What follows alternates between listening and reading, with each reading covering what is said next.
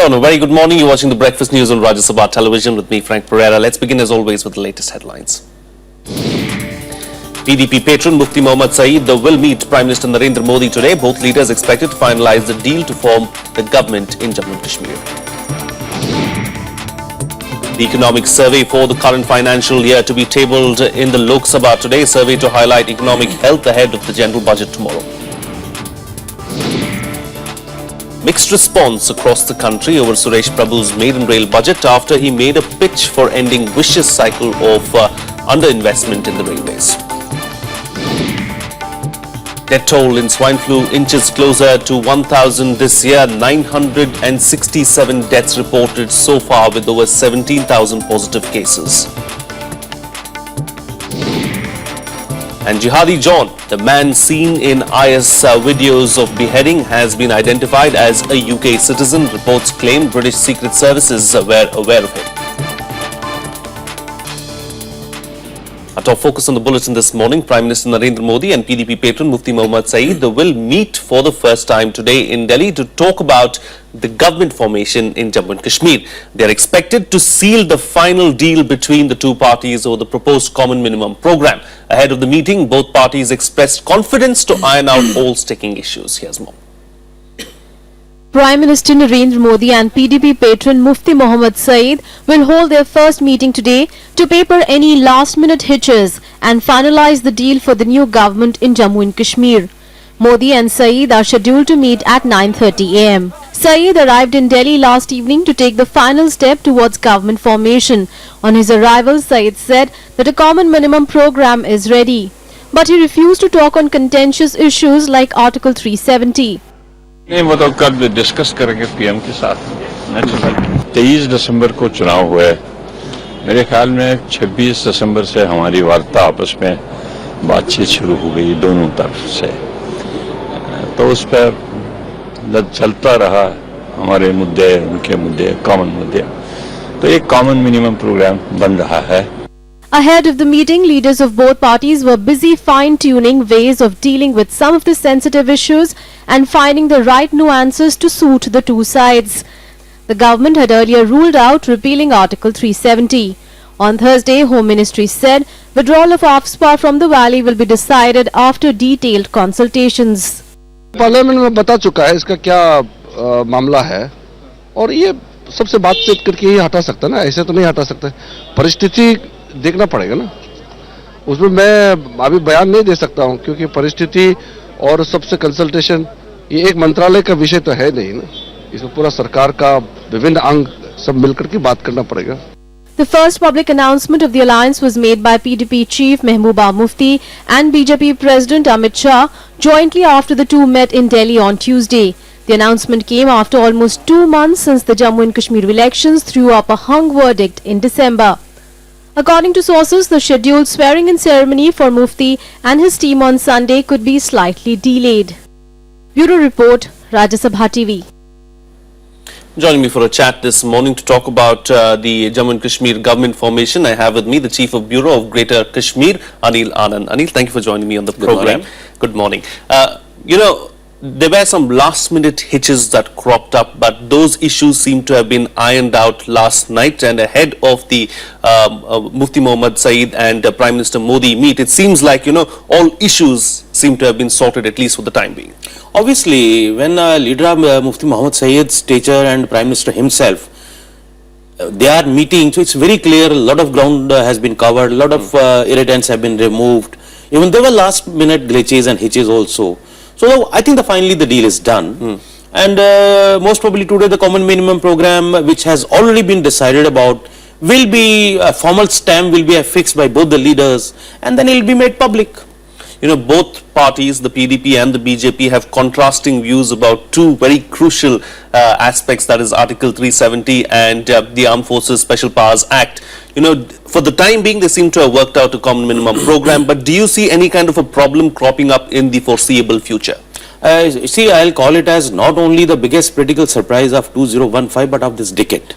As you rightly said, they are diametrically opposite.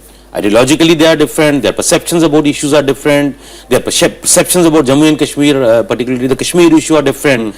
So, but I think it's a very interesting development which we will have to very carefully and very closely monitor and watch in the coming days. And there were I think there were very few options left after Mufti Muhammad Sayed refused the offer of National Conference and Congress to form a broader coalition kind of a thing, and he opted for BJP, which according to him had got majority in Jammu region, which is predominantly many years are Hindu dominated. So he thought if we form a broader coalition with NC and Congress, Jammu would be negroed. At least the will of the people.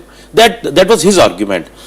Now I think both the parties will have to focus on governance only, development and governance, which they have been trying to tell us and the people. But the real test would lie how Mufti Muhammad Sayed is able to convince his constituents in Kashmir Valley, and in turn how BJP is able to convince their support base in Jammu, which are absolutely different in thinking and perception, and there are already regional disparities, talk of regional imbalances, so there is no cohesion as such. So it's a very, very difficult task which Mufti Muhammad Sayed has decided to take on, and I think credit should be given to Bharatiya Janata Party also, their leaders also.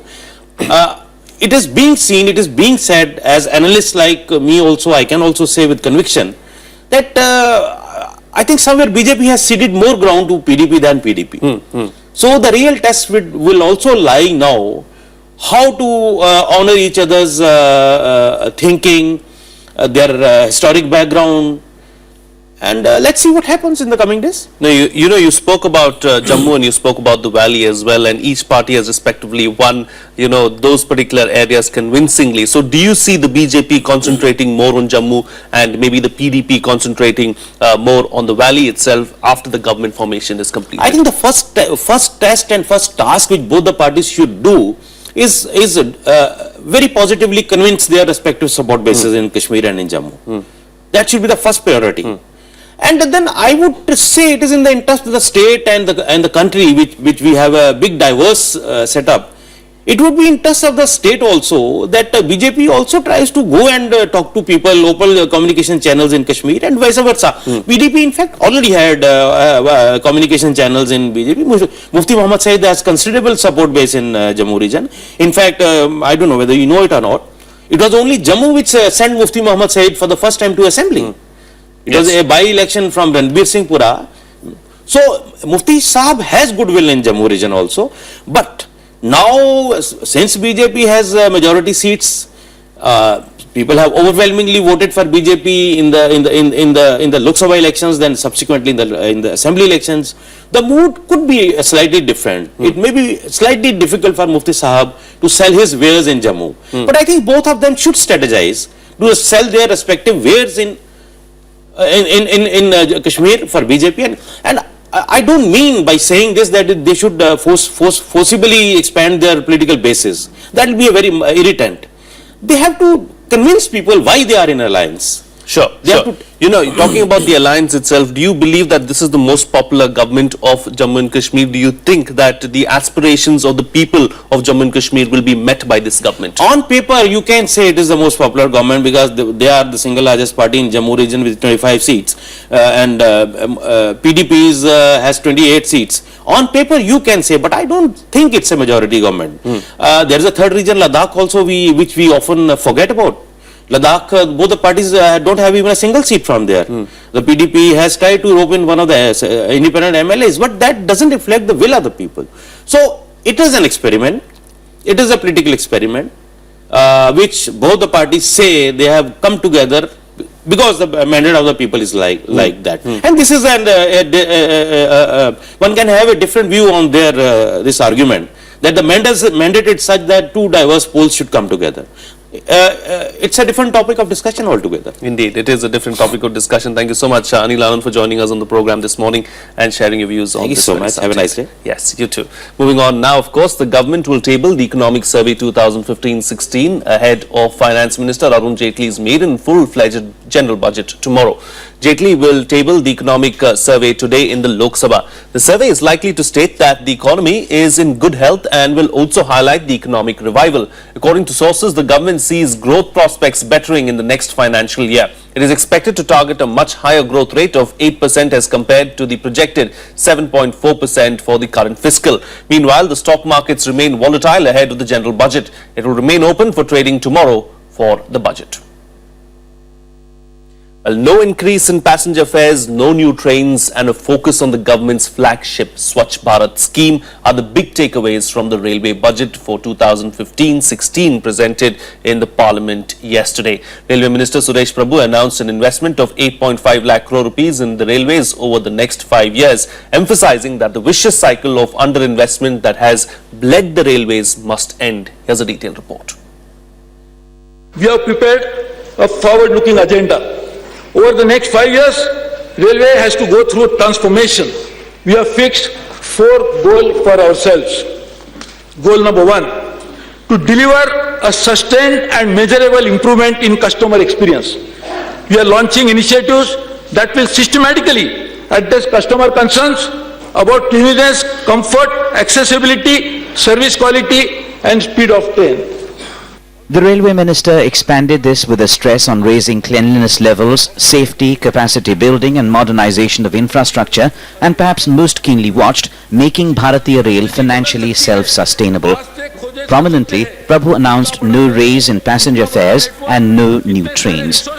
Among the budgetary highlights, planned expenditure to go up to a record 1.1 lakh crore rupees in 2015-16 from an estimated 61,500 crore rupees in 2014-15. Outlay for passenger amenities increased by 67%. Amenities include Wi-Fi at more stations, e-catering, on-board entertainment facilities, speedier availability of tickets, 120-day advance booking, more general class coaches, railway helpline and more. There was also a strong emphasis on modernizing infrastructure, better tracks, high-speed trains and revamping and redevelopment of stations. We will partner with PSUs to ensure that sufficient capacity is built to transport critical commodities like coal, iron and cement from where they are extracted or imported to where they are consumed or processed. We will partner with multilateral and bilateral organizations and other governments to gain access to long-term financing and technology from overseas. We will also partner with the private sector to improve last mile connectivity, expand our fleet of rolling stock and modernize our station infrastructure. Speed passenger trains across 9 corridors will be increased to 160 to 200 kilometers from 110 kilometers per hour. Passenger carrying capacity would be raised from 21 to 30 million. Track length would grow 20% from 1,14,000 kilometers to 1,38,000 kilometers and annual freight carrying capacity would grow from 1 billion to 1.5 billion tons. 2,000 crores were set aside for coastal connectivity program. Perhaps the most closely watched part of the railway budget, announcements on funding and generation of funds to pull the railways out of massive losses accumulated over years. Prabhu called for an end to the cycle of underinvestment. Over the next 5 years, we envisage an investment of over rupees 8,50,000 crores, 8.5 lakh crores. Budgetary support is the quickest and the easiest option to finance the plan. But the Ministry of Finance also faces challenges of competing demands, although small initial contribution to railways can be catalytic. But the scale of our investment needs is such that will require us to seek multiple sources of funding. On this front, the Railways Minister proposed the best operating ratio in 9 years of 88.5% for 2015-16. PPP cell to be revamped to make it result-oriented. To set up Infra Fund joint venture with IRFC for long-term funding. Transport Logistic Corporation of India to be set up to aid expanding freight handling capacity and provide end-to-end logistics solutions. As expected, there was also a strong thrust on government's pet Swachh Bharat campaign, a cleanliness drive for the railways. Swachh Rail, Swachh Bharat, as the minister termed it. Under this, some of the key measures proposed were 7,000 more toilets to be replaced by bio-toilets, new toilets at 650 stations and more vacuum toilets and others. The rail budget will be closely watched for the reform indications as a precursor to the union budget to be presented on Saturday. Bureau Report, Rajya Sabha Television. Well, the Prime Minister's praise notwithstanding, mixed reactions came in from political fraternity as well. While the TMC described the rail budget as anti-people, the BJP defended it, saying that it is realistic and not populist. ये full of ideas और imaginary ideas हैं और ये practical implement करने का impossible है। इस बार भी रेलवे मंत्री ने बहुत नई नई घोषणाएं की हैं, लेकिन जो पिछले साल घोषणाएं की थी उसके बारे में उन्होंने ये नहीं बताया कि उन घोषणाओं को उन्होंने कितना लागू किया है। बुलेट ट्रेन जो है वो एक अजीब मजाक है भाई।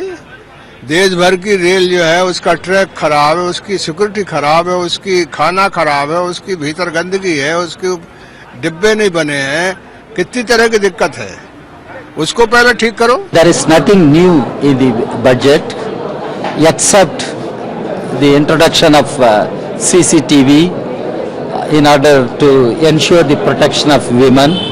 मेरे ख्याल से पहली बार ऐसा हुआ है कि एक बजट पेश किया गया है जहां आंकड़े नहीं है, और ये शायद कहना उचित होगा कि नहीं पता नहीं, ये डेमोक्रेसी के खिलाफ है। पुराने इतने काम पड़े हैं, अब पुराने सारे काम हो जाएं तो सबसे बड़ी उपलब्धि होगी। ओवरऑल 2-3 चीजें मुझे काफी अच्छी लगी जो महिलाओं के बारे में उन्होंने कहा, और आरओबीस जो है, रेलवे अंडर ब्रिजेस और रेलवे ओवर ब्रिजेस जो है, जिसके ऊपर स्पेशल एम्फोसिस उन्होंने दिया, वो काफी अच्छा है। बट बाकी के जितने भी उन्होंने बताए बातें, वो एंटरटेनिंग ज्यादा थी, लेकिन एक्चुअली फील्ड में कितने तक काम आएंगे मुझे नहीं मालूम। बजट को करीब 52% तक बढ़ाने का जो साहस किया है रेल मंत्री जी ने, इसके लिए वो बधाई के पात्र हैं। Well, it's time for a short break now, but coming up, government defends the land acquisition bill despite growing opposition. Stay tuned. We'll be right back.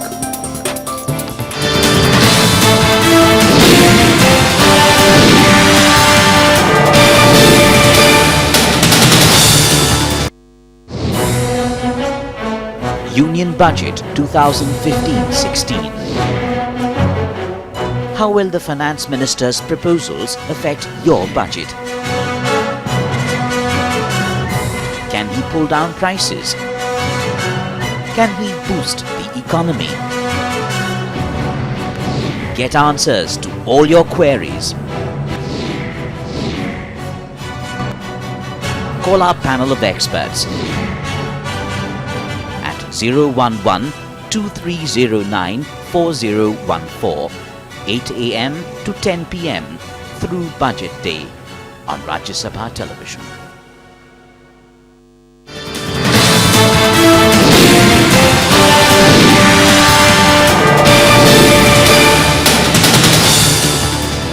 Welcome back. You're watching Rajya Sabha Television. Well, opposition parties as well as NDA allies continue to voice their resentment against the proposed land acquisition bill. Yet another BJP ally, the PMK, came out against the bill yesterday. The party will hold a protest against the bill on March 3rd. Yesterday, Finance Minister Arun Jaitley termed UPA government's land acquisition law as a defective piece of legislation. Jaitley said that changes were necessary to correct the anomalies in the previous bill and urged the opposition not to project the bill as anti-farmer. Meanwhile, a BJP panel is seeking suggestions on the proposed land acquisition bill. The 8-member committee headed by former Union Minister Satyapal Malik was formed by BJP President Amit Shah on Wednesday. The panel has found that the amendments are unexpectedly being perceived harmful by farmers. मैं आपसे हाथ जोड़कर विशेष रूप से Congress party से विनती करता हूं, आप हमसे कई ज्यादा पावर में रहे. You have been in power 5-7 times more than us. Don't create an environment in this country where two words, infrastructure and industry, become bad words. उसमें हमारी आपत्तियां हैं. हम देश का डेवलपमेंट नहीं रोकना चाहते, लेकिन किसान से उसका माँ बाप छीन लिया जाए, किसान से उसकी जमीन छीन ली जाए, हम इसके भी पक्षधर नहीं हैं. तो कोई रास्ता निकालना चाहिए. तुमको सबसे बात करना चाहिए वार्ता के दौर से, वार्ता के माध्यम से कोई ना कोई रास्ता निकालना चाहिए. लेकिन एकदम कारपोरेट घरानों के हित में अगर निर्णय लेने लगे तो समाजवादी पार्टी कभी उनके साथ नहीं। तो बिल्कुल गलत है, हम लोग तो पूरे तौर पर इसके खिलाफ हैं और भूमि अधिग्रहण के सिलसिले में जो अध्यादेश लाया है वो चंद पूंजीपति घरानों के हित में है, किसानों के हित के प्रतिकूल है।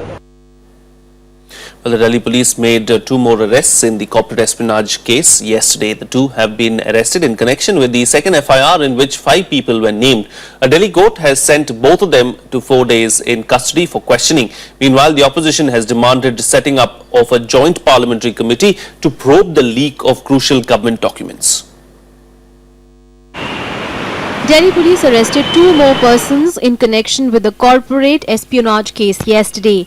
The arrested include Jitendra Nagpal, personal assistant to a joint secretary in the Ministry of Environment and Forests, and Vipan Kumar, personal assistant to a member of the UPSC. They were among the 5 suspects named in the second FIR. The other 3, Santanu Saikia, Prayas Jain and Lokesh, an energy consultant, are already in custody. With these arrests, the number of people arrested in the case so far has gone up to 16. They were sent for custodial interrogation by a Delhi court yesterday. Delhi police said it is trying to gather as much evidence on the basis of information provided by the 2 accused. जो हमने दूसरी FIR दर्ज की थी उसमें उसकी तफ्तीश के दौरान पता चला था कि ये व्यक्ति भी इस तरह के काम में इन्वॉल्व हैं, तो उसके बेसिस पे इनको पकड़ा गया है। इनसे अब पूछताछ हमारी जारी है। Meanwhile, opposition parties have demanded to set up a joint parliamentary committee to probe the leak of key government documents. कि इस हाउस की एक कमेटी बना दी जाए, वो जांच कर ले, जांच करने में जो भी दोषी हो 1 महीने के अंदर आपको रिपोर्ट सौंप दे और उसके खिलाफ कार्रवाई की जाए। ऐसा नहीं है कि ये मामला अभी नई सरकार के आने पे शुरू हुआ है।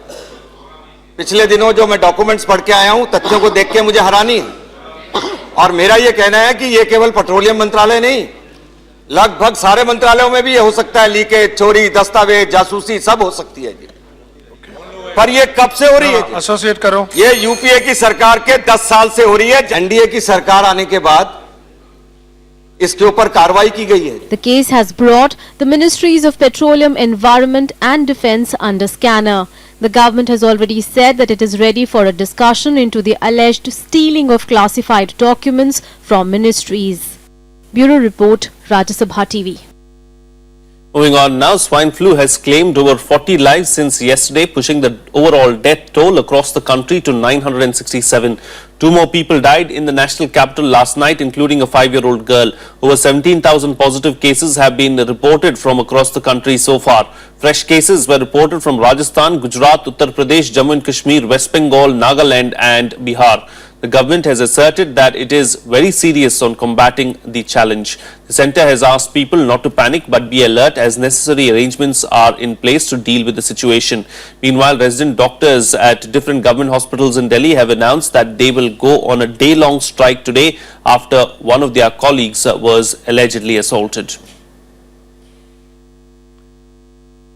Well, let's take a look now at what's lined up for the day in our segment, The Day Ahead.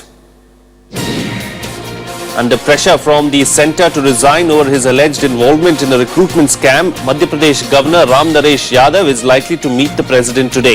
The Governor, who had reportedly said that he would quit only after meeting the President, is also expected to meet Congress leaders, including Party President Sonia Gandhi.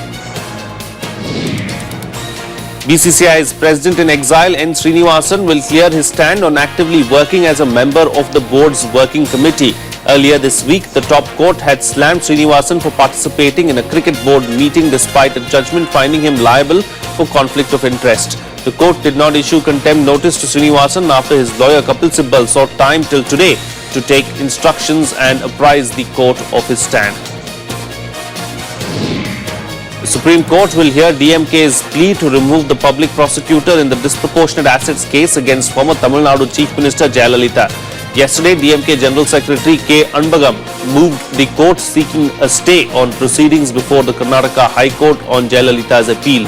He also sought removal of the public prosecutor in the case, alleging that he has been partial in the matter.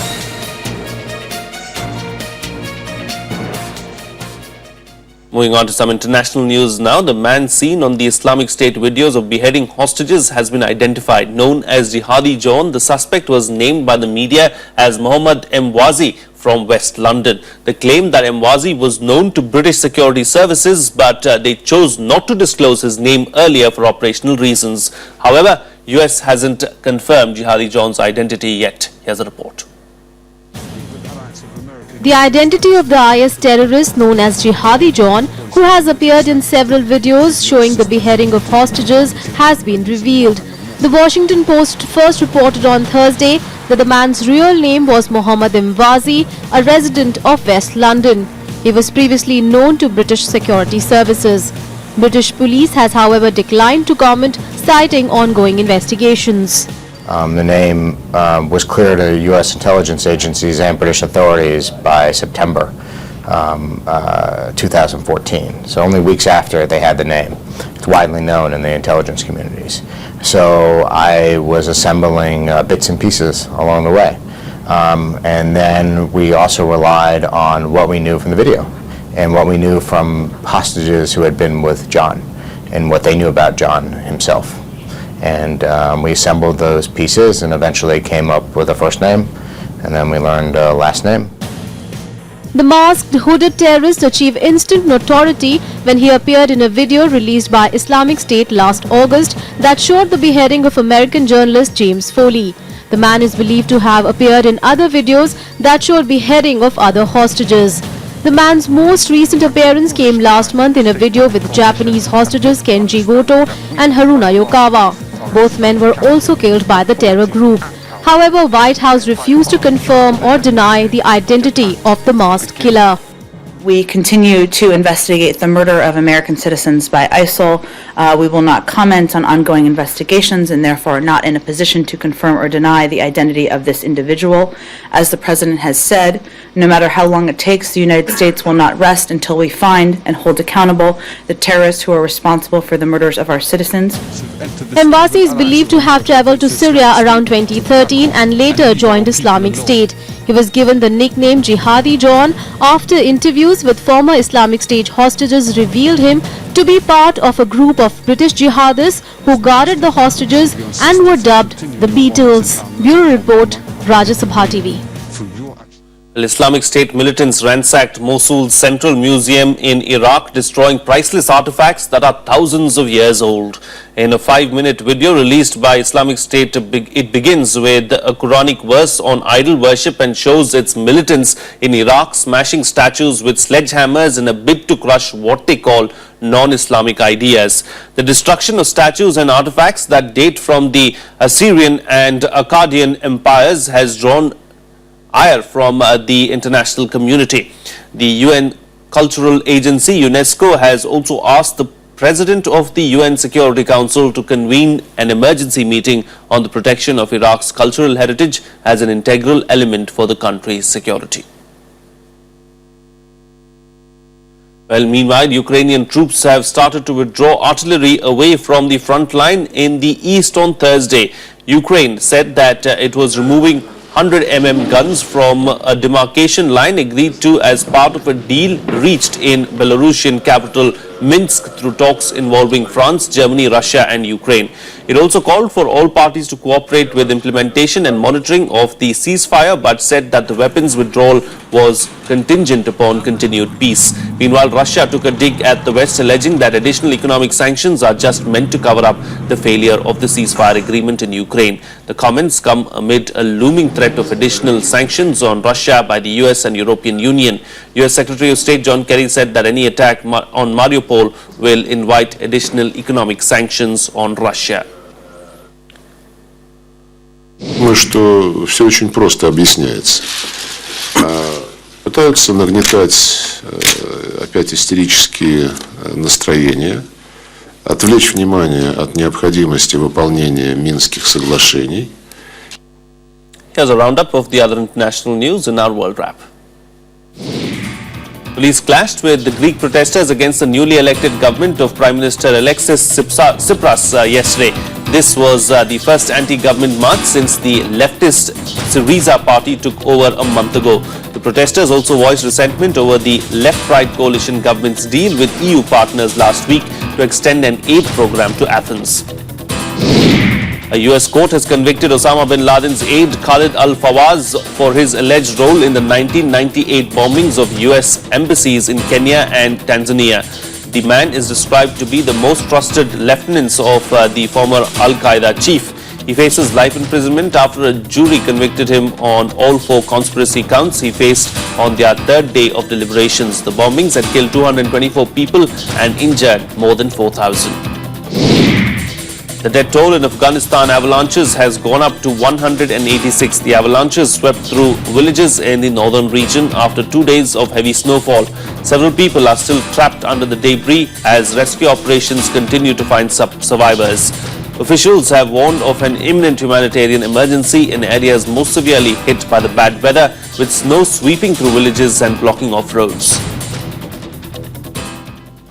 Finally, some sports news now. West Indies will face South Africa in their 4th group match in the World Cup today at the Sydney Cricket Ground. After a shock loss to Ireland in their opening game, West Indies bounced back with thumping wins against Pakistan and Zimbabwe. All eyes will be on Chris Gayle, who scored the first double hundred in a World Cup match earlier this week. Meanwhile, South Africa hopes to make a turnaround after being drubbed by India on Sunday. However, South Africa will still hold the edge against a side they completely outplayed when they met last month for a 5-match ODI series. That's it on this edition of the Breakfast News. Thank you so much for watching. Have a nice day.